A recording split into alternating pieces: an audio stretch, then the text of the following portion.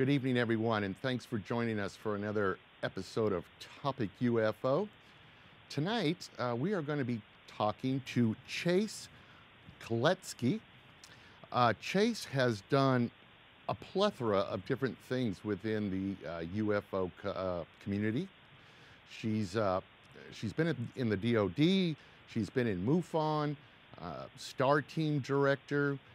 She's done her own show, still is doing her own show, has been involved in several very interesting cases. One of them that I'm hoping she'll talk to us about tonight specifically. And I think she is just going to be an excellent guest. So let's bring her on right now. Chase, are you out there, ma'am? I am. Thank you for having me, Rick. I'm looking forward to this. Well, great. I appreciate you taking the time out. I know you are a busy lady. Besides ufology, you also control a family and pets as well, right? I do. I don't know how much control I have, but yes. You're involved with a family and pets, I guess you could say. Well, listen, why don't we start off, with the golden question. How did you get started in ufology?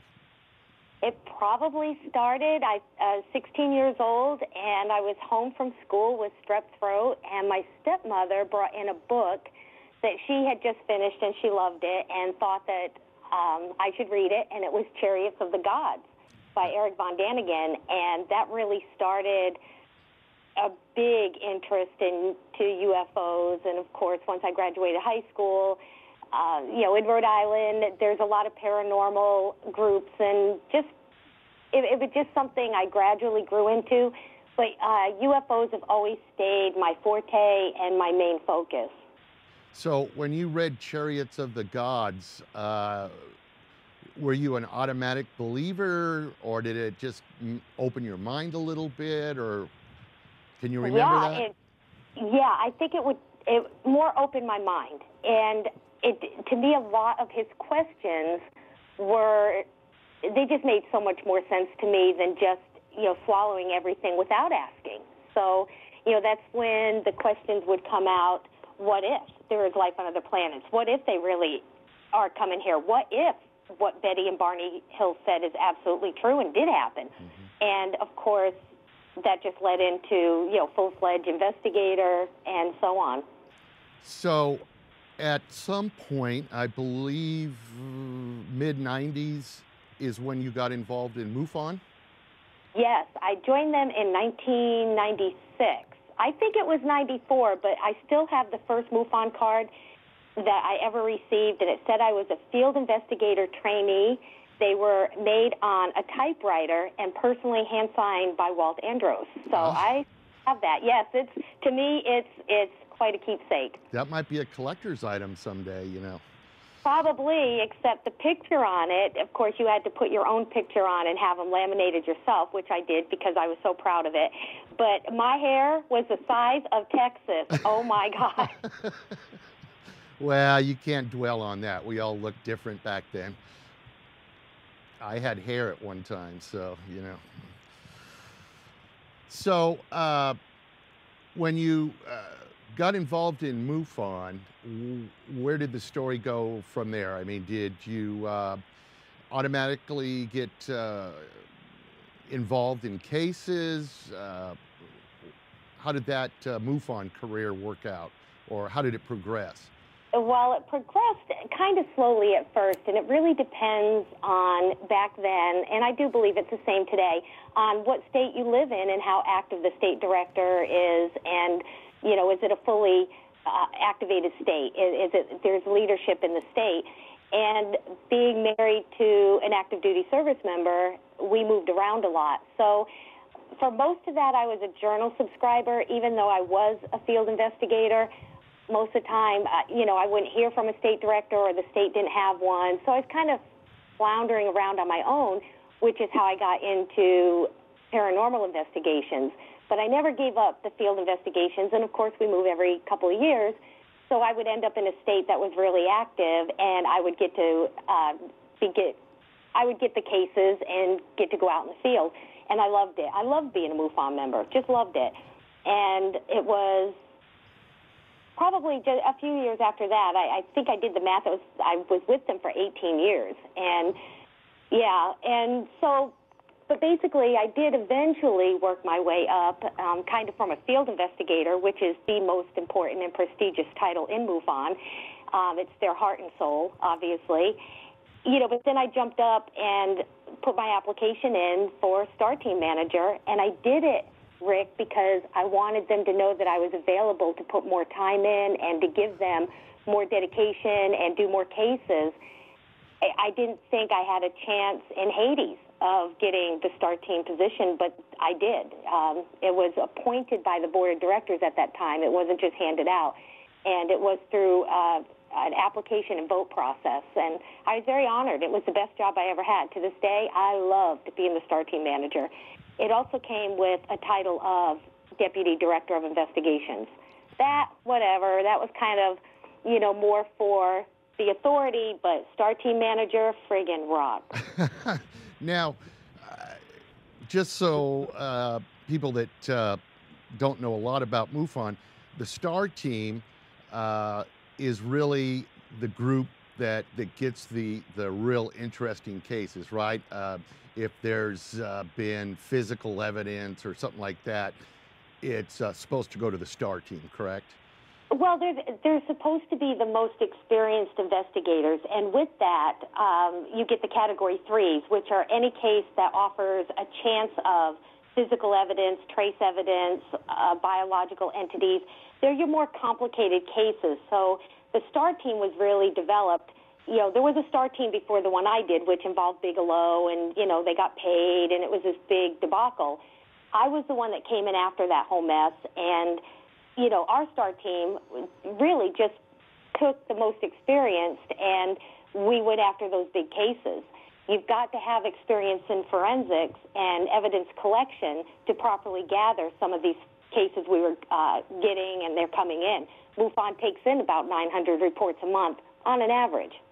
Well, I tell you, being this Star Team Manager, you must have seen and or been involved with, I guess you could say, many unusual high visibility cases. But there's one that I'd really like you to talk about, and that's the one that you did actually here in the state of Tennessee, where I'm at. Can you kind of give us the nickel tour of that case and not leave out the great ending? Okay.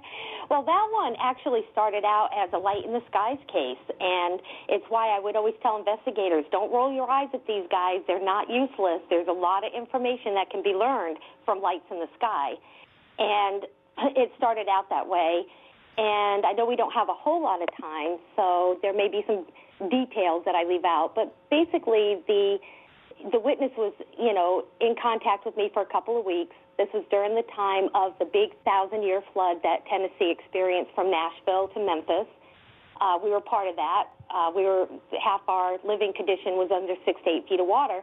But we stayed in contact with the witness and finally made arrangements to go out there, I believe on a Saturday, and he ended up calling on a Friday and said, you need to get out here.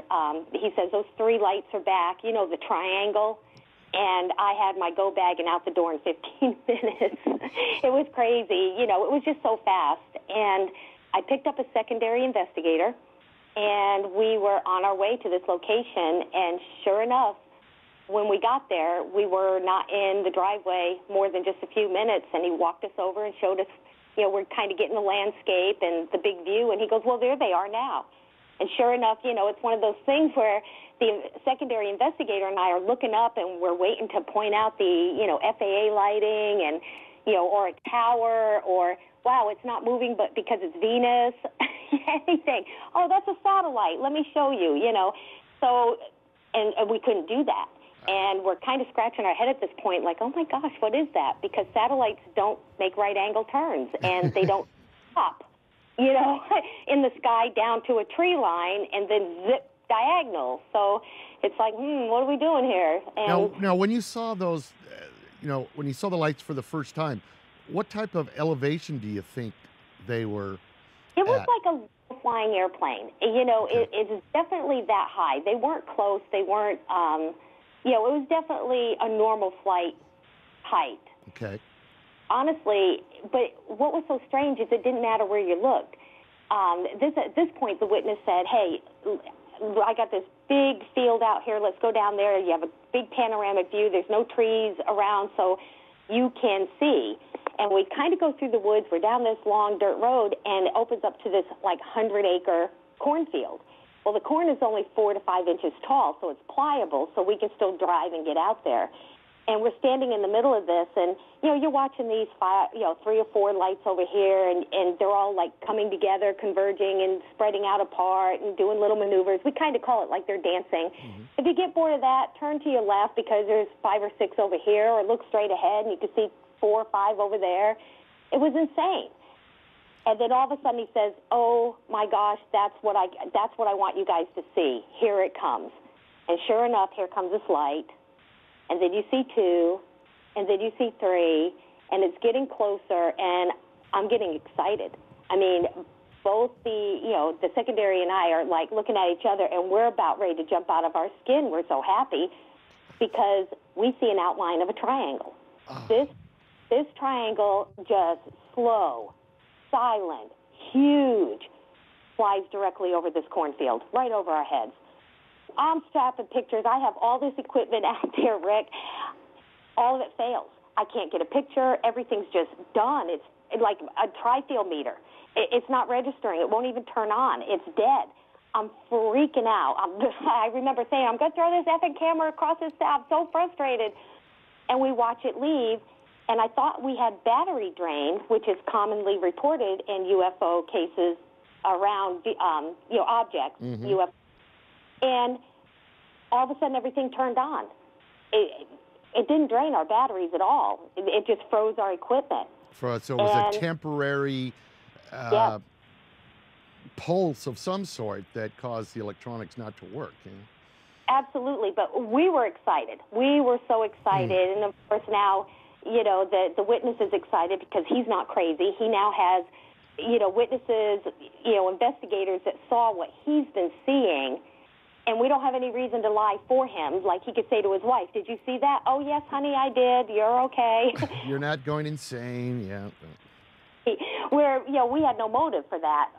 Well, I remember turning around because I decided to change the batteries out anyway. I didn't trust that all the equipment had come back on. We needed to get out there and still try to get readings, see if there was any sort of trace evidence, which, we're just desperate. We're excited. We're field investigating. Let's do our job. So I turn around, I'm getting the battery pack off, and all of a sudden I just started feeling really uneasy. And I remember turning around and asking everyone, I'm like, hey, does anyone else feel uncomfortable because, we're being observed? And I said, and I don't mean from up there. And I put my hand down. I said, but down here. And about that time, Rick, this fear gripped me. Now, we haven't seen anything but that triangle. Haven't heard. Nobody has indicated anything. And all of a sudden, I am gripped. Every single cell in my body is on fire, terrified. I remember turning and running across this field. But as I turned, I noticed so did everyone else. At the exact same time, we all turned and started running. Nobody said what was that. Nobody said run. We all behaved exactly the same way.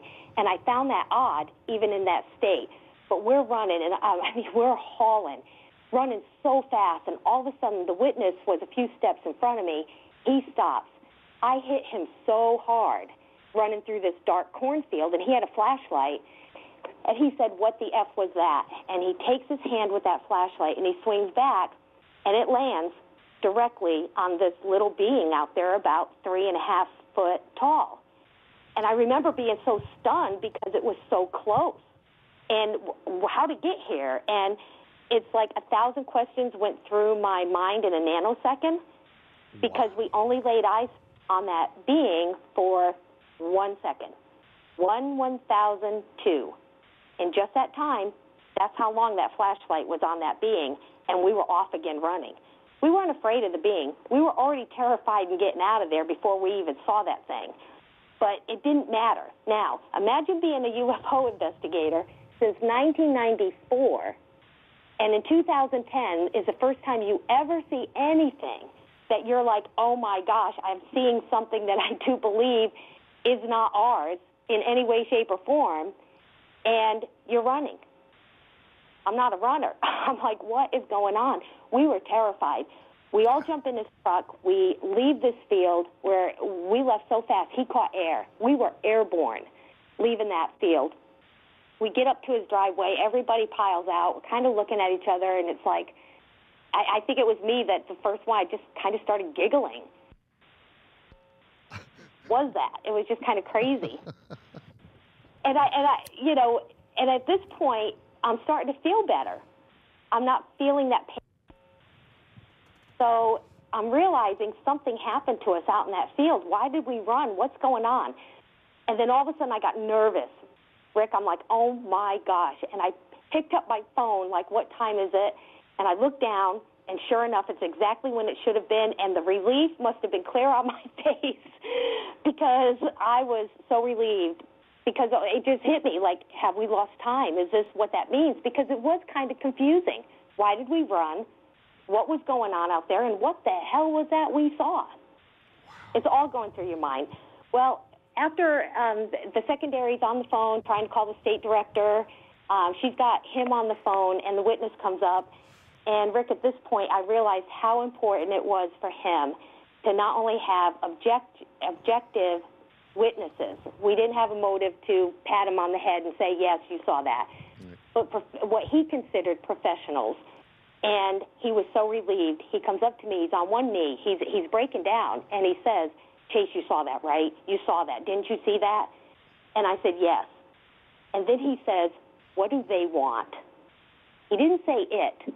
He said, what do they want? And I just looked at him and I said, I don't know. And then he said, but you saw that, right? What is it? And knowing we cannot talk about it until we're now debriefed separately because, we're now witnesses. The investigators have turned into witnesses. I just looked at him. I remember saying it was real. And that was kind of the last we talked about it until the next night. Eddie Middleton came back out, and he interviewed me and the witness separately. And the secondary investigator, it wasn't until this time that I realized she hadn't seen the little being out there. She was already, before she started running, was already past it and closer to the vehicle. So she hadn't even seen it. And I didn't realize this right away. So, well, pretty much before you move forward, I got to ask you, what did this being look like?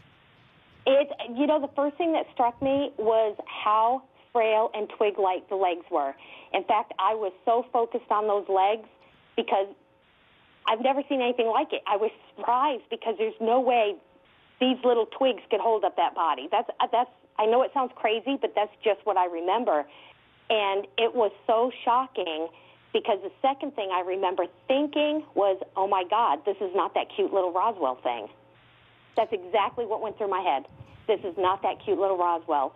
Now, the other thing, Rick, that, it didn't strike me at that moment, but it was soon after. Tennessee, imagine way back out. This is not a big town. We're not near a city. It is way out there. We're in the middle of a cornfield. There's no lights. That place was dark. How do you go from that kind of darkness? And when he put that flashlight square in his face, there wasn't a flinch, a movement that I could see. There was nothing. So immediately, like on the way home, the first thing I'm thinking on the way home is, really? Come on. Nobody gets everything in one night. That's the most ridiculous thing that's ever happened. I'm just like, seriously? Come on, guys. Well, now, wait a minute. You still haven't told me.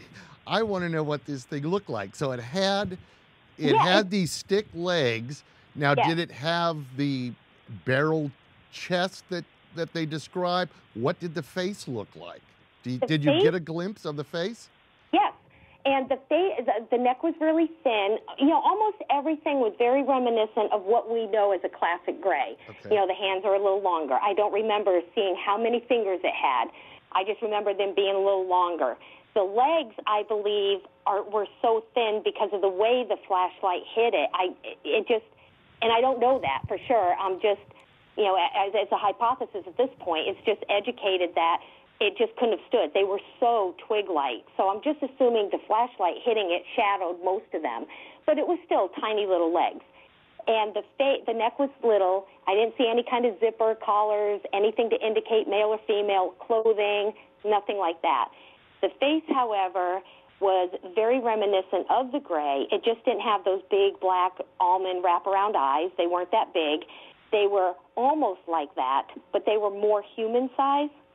And the nose was barely present, but there was a little bump, but it wasn't like a hole in their face or something. You know, the little mouth was slit, but you could tell they probably didn't use it. It was very small. Didn't really see much of ears, but the head was big, kind of just like you would expect the gray.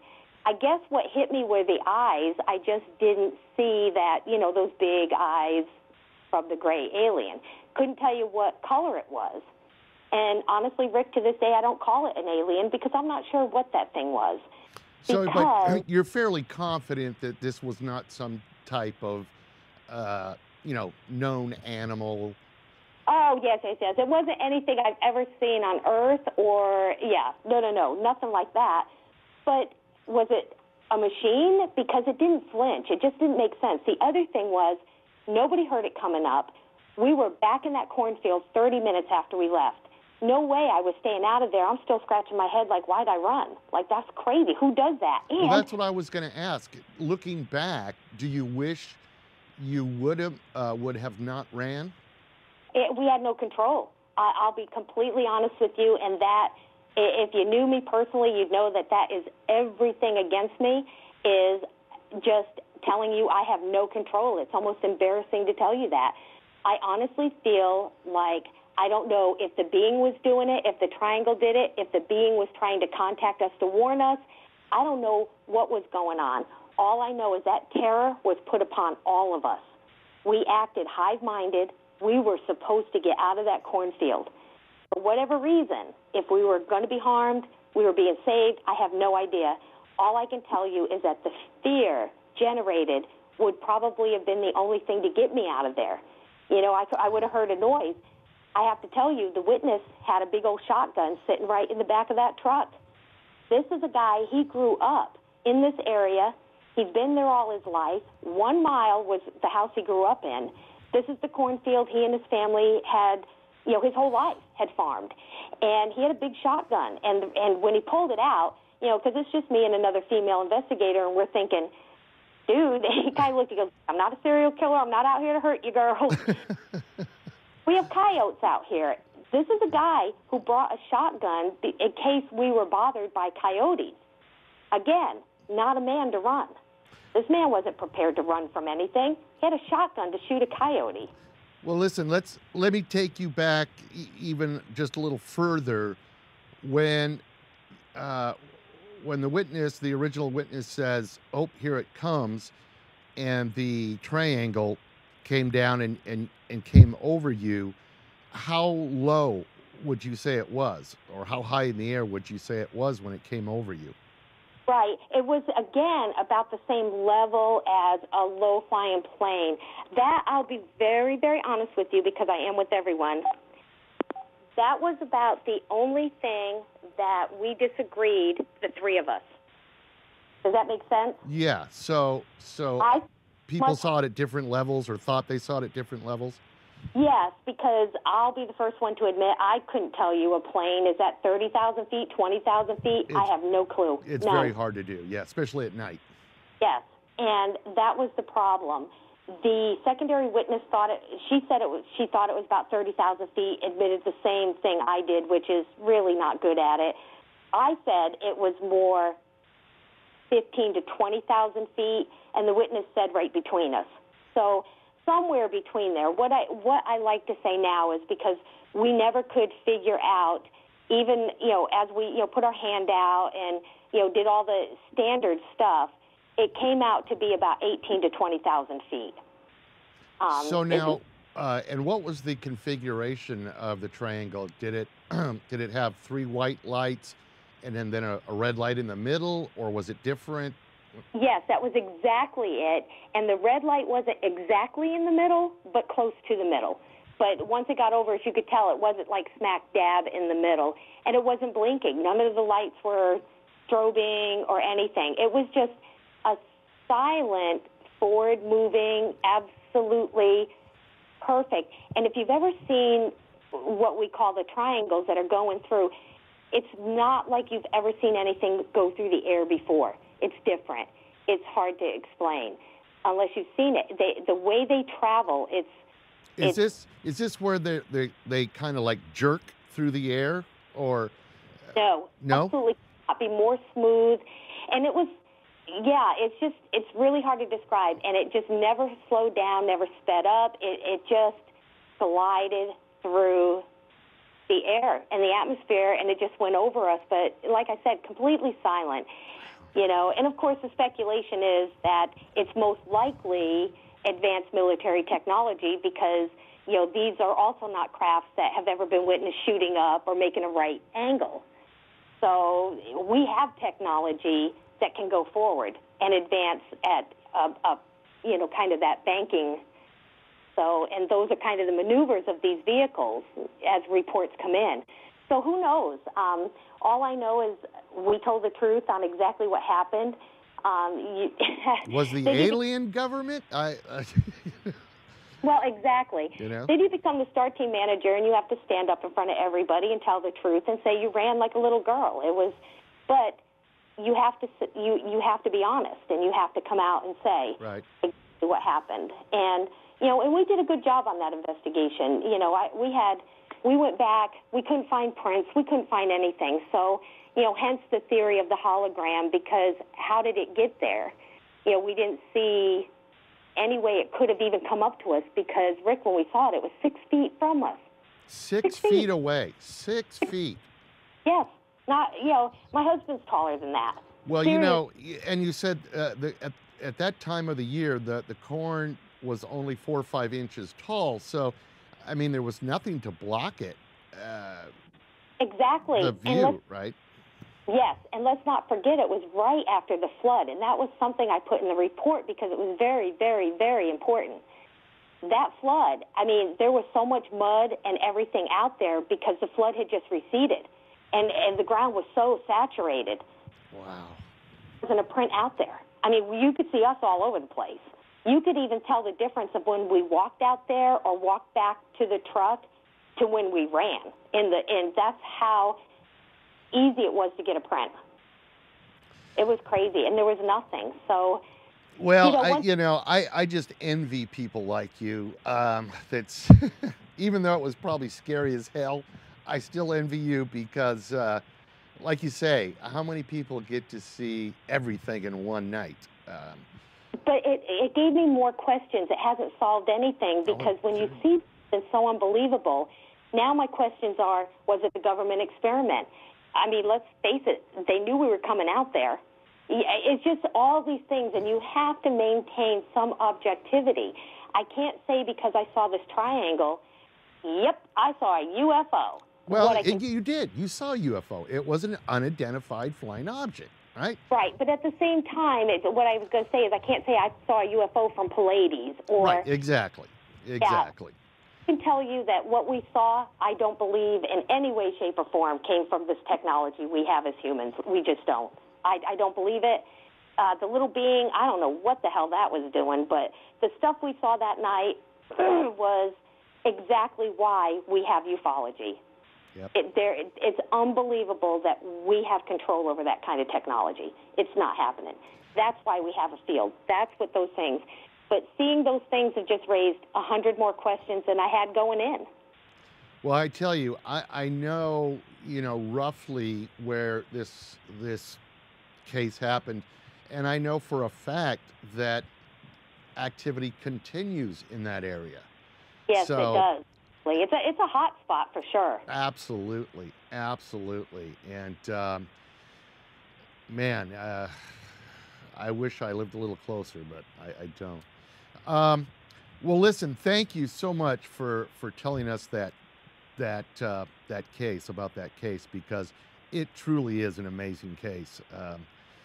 You're very lucky in several ways, but we are getting down on time here, Chase, and I just want to ask you. I know you have a radio show that you do, right? I do. I'm on 3 of them, but 3? the one I Okay. called Project White Paper, and that's a show that I do by myself, and it's UFOs, cryptids, paranormal, and then I have a radio show that once a month we do a special, and I'm partnered with Richard Dolan, Peter Robbins, Mac Maloney, and Nick Redfern, and we do that one once a month. And then I have just been asked and accepted to join the panel on AboveTopSecret.com, which we all know is the largest conspiracy UFO website in the world, and has been for a decade. So, and that show is, we talk about whatever is trending on that website every week. So, and that's just so much fun. And also just writing a field manual, a field investigator's manual, that's going to be very detailed and take anybody who's never even been on an investigation, and I'm going to take them from A to Z on how to become one, really, really professional investigator. And I'm doing that because I'll be teaching the field investigator course through a university called IMU, which is the International Metaphysical University. And again, our department is partnered with Richard Dolan, teaching a history class on ufology. And so there's a lot of good things happening right now. Excellent. Well, listen, I will put the links up for all your shows, and people can definitely check them out because it sounds very interesting. So I guess lastly, Chase, now you talked about writing this manual and stuff. Are you going to continue being involved in actual case investigation, or I've never doing that. I can't. I just can't. Yes, in fact, a lot of my shows are done live and on location. And yeah, I've been in the swamps in Louisiana chasing the Honey Island swamp monster too. Yeah, I love investigations. And on my website, which is, www.chasekloetzke.com. Oh, say that again slow, please. Okay. And it's just my name, Chase Kloetzke, all one word. Okay. And there is a place that people can still submit reports, and I get several of them a week. And I call every single person, and nobody gets left out or shunned out, and every single person gets a call. And some of the cases that I can help with, I do. So, some of them I do pass on because I network pretty much internationally. I do a lot with Germany and the UK, but a lot in the United States. And there's not a state in the United States that I don't know of one of the best paranormal teams, ufologists, and cryptozoologists. So, I put the witnesses in good hands. Well, you are very well connected, I must say. Well, it's because you're a hard worker and you do a good job, Well, and it's networking. It's not afraid to get out there and contact other professionals and individuals and, making it happen. Exactly. That's the biggest thing. You can't just stick your head and stay in a little box of corporate attitude and, because that's exactly where you're going to be, is in that box. Exactly. Exactly. You got to go outside and look up in the air once in a while, right? Yeah, that's where all the action is. Well, listen, Chase, thanks again so much for being a guest tonight. Truly amazing story. Thanks so much for telling us about it, because I just picture it in my mind. It just blows my mind just to think about it. And good luck on all your shows that are going on and the manual you're writing. And we will definitely stay in touch. Okay. Yeah, let's do that, because you're doing some good jobs, doing some great work out there too, Rick. And thank you so much. And yes, we need to stay in touch and network as well. Okay, great. Well, listen, you have a good evening, and we'll be talking to you. Awesome. Thank you. Okay, bye-bye, Chase. Bye.